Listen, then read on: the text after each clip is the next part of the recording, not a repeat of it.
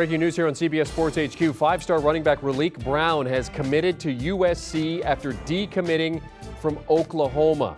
We've seen the decommits this week after Lincoln Riley's departure. Brown, the number 2 running back in the class of 2022, and is ranked 34th overall in the class composite, according to our partners at 24/7 Sports. Brown, who initially committed to Oklahoma in February, had offers from Alabama, Georgia, and LSU, among others. He is the third five-star prospect to decommit from the Sooners since Riley's departure to take the USC coaching job on Sunday. This photograph was taken on Monday. So Riley, not even the job 24 hours, already out on the recruiting trail. And he's got five-star running back Raleek Brown committed to USC for 2022.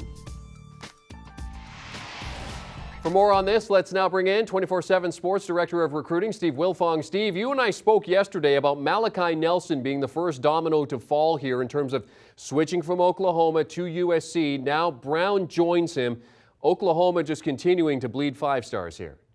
Well, we hinted at this one yesterday, too, in that same conversation. Raleek Brown, one of the more explosive, dynamic running backs in the country, committed to Oklahoma, and a lot of that had to do again, with that relationship with Lincoln Riley and that offense. Coach Riley, one of the more visible head coach recruiters in the country on the recruiting trail. So his relationship, his offense, that's what's attractive to Raleek Brown. That's what's attractive to Malachi Nelson, and certainly doesn't hurt that it's closer to home. So again, like the stars aligned for Malik Nelson, it'll align for Raleek Brown, and USC was always in the picture even after the fact that he committed to Oklahoma with that opportunity to stay closer to family. So Coach Riley coming to Southern Cal makes it a lot easier decision for Raleek Brown. And you look at the recruits that have decommitted from Oklahoma. So here you have Raleek Brown and Malachi Nelson have made the switch to USC. Kobe McKenzie's on the list. Brandon Inniss, another five-star. Makai Lemon, we talked about him as well. I mean, how long are we looking at? What does a crystal ball tell you in terms of where these guys are going to end up? Well, Kobe McKenzie is a guy that some of my colleagues have already crystal balled to Texas. Brandon Inniss, I think, is a recruitment that he'll take his time with. But Makai Lemon is a guy that we have marked for USC at 24/7 Sports Crystal Ball, trending that way, including my forecast, Malachi Nelson's teammate.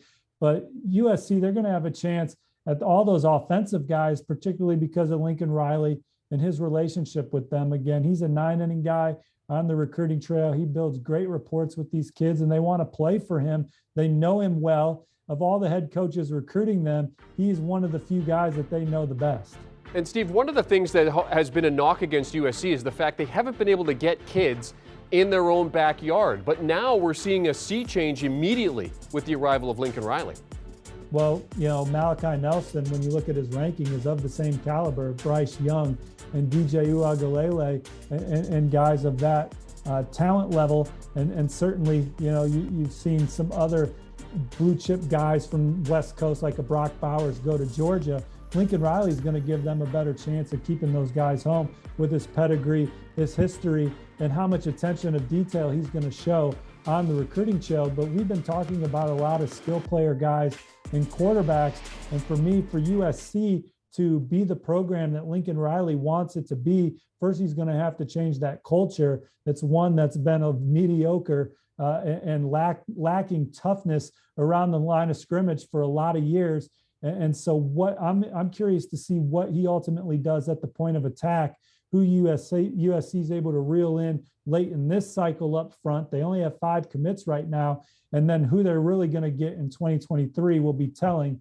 And of course, he's going to have the portal to dabble in too. Steve, have you ever seen anything like this with a coaching change? Such a quick turnaround, all these players decommitting from one and pretty much getting set to go to another? You know, I think it's not recently, but how often do we see a guy go from one high-profile school to another? When P.J. Fleck left Western Michigan to Minnesota, he took a lot of the guys that he thought were Big Ten caliber players with him, including his quarterback, Tanner Morgan. So there was a max exodus from that Western Michigan class to the Minnesota class, but that was all quiet because none of those guys were really household recruiting names. But here with Lincoln Riley taking some of these blue chippers out of the Oklahoma class to USC, it again speaks to the relationship that Lincoln Riley has with those kids. Brian Kelly, on the other hand, is more of a closer recruiter, a guy that picks his spots to get involved with kids and goes in at the end and helps secure their verbal commitments. But their relationships are more with the assistant coaches on the Notre Dame staff and others. So those Notre Dame commits were more waiting to see what happened to the likes of Marcus Freeman and Tommy Reese and Lance Taylor and some of the guys that they built relationships with on the Notre Dame staff, where at Oklahoma, if you were committed to the Sooners, you are probably close to Lincoln Riley. Now, that doesn't mean that they're all going to jump ship. Oklahoma is still a special place also with a lot to offer, and that program is set up to be pretty good for years to come. But Lincoln Riley and his pull with those kids and their families is certainly evident. Steve, how much added pressure does this put on Oklahoma to get a head coach in place sooner rather than later, pardon the pun? Well, I think it's important for them to make the right hire, but to your question, the transfer portal is really where it gets scary. It's not just the recruiting thing. These young men are able to get in the portal and be immediately eligible where they play next, and the more and more uncertainty there is, it's harder to keep that together with other elements perhaps coming into play. So it's more for the transfer portal than the recruiting trail. I'm not trying to tell you the recruiting trail is not important, because it certainly is. But if they hire a good coach, they're going to recruit at a high level. But it's more keeping the good players that you already have in the program in-house. So when the new coach gets there, he's got some talent there to work with. He is 24/7 Sports Director of Recruiting Steve Wiltfong, joining us to discuss another Oklahoma decommit making the switch to USC.